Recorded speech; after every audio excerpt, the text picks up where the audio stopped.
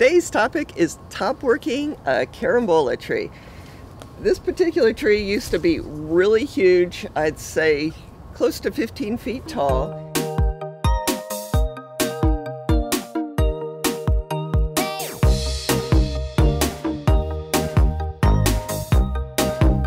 It's a seedling. The seedling was growing into the other section of this concrete block, and long ago it just split it. This is a pretty strong trunk and definitely bigger than the section of the concrete block it was growing in. This carambola tree actually produced this fruit. This is a gorgeous fruit, and this variety, unnamed of course, is a tasty one, but the skin is a little thick. That's a characteristic I don't really like. And when this tree was big, it produced a crazy amount of small fruit. This is a gorgeous large fruit, but I wasn't loving all the little fruit. So I decided it was an opportunity to switch varieties. I've never grafted carambola before, not in pots, not top working, but I've heard it was very easy. So what I did was ask Har, who has tasted a ton of varieties of carambola, what his very favorite variety is.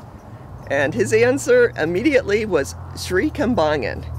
And that's a variety I happen not to grow yet. And so, of course, grafting it onto a big rootstock is going to produce a Sri Kambangan tree very quickly. About a month ago, I selected some scions from a potted Sri Kambangan plant, and basically what I did was, if the branch was like this, is I would cut the top part off because it was far too narrow and flexible, and then just use a scion that was about 5 or 6 inches long. I selected 3 different places to graft, and there's good news. This particular graft, it's a side veneer graft, same style that I use in the mangoes, and it has these very cute little leaves. So that one was the first to produce any leaves. This particular one back here, I tried a top cleft graft, very easy graft to do, very quick, and that one now has some leaves forming on the top of the scion, and the buds lower down look like they are about to produce some leaves. This last one here is another side veneer graft, and it actually is the skinniest scion that I used, and it is not showing any growth at the moment. I don't know if it's alive still or not. It's sort of questionable. But that one is the only one that might not take.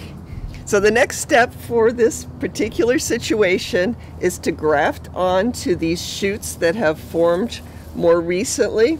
Of course, I need to thin a lot of these. Some of them right here, we have 3 different shoots forming, and you really want to concentrate all the energy into one shoot. After grafting onto these other shoots, the next step will be to cut back this lateral branch of the tree. We just left this one portion of the tree in its original state pretty much because of keeping the plant active. So we will cut this back probably to the center trunk, and of course eventually graft onto a shoot there. We're hoping that we'll have fruit very soon on this particular tree. Right now it's January. I would say at least by next fall we should have some fruit forming. We'll have to check back on it and see.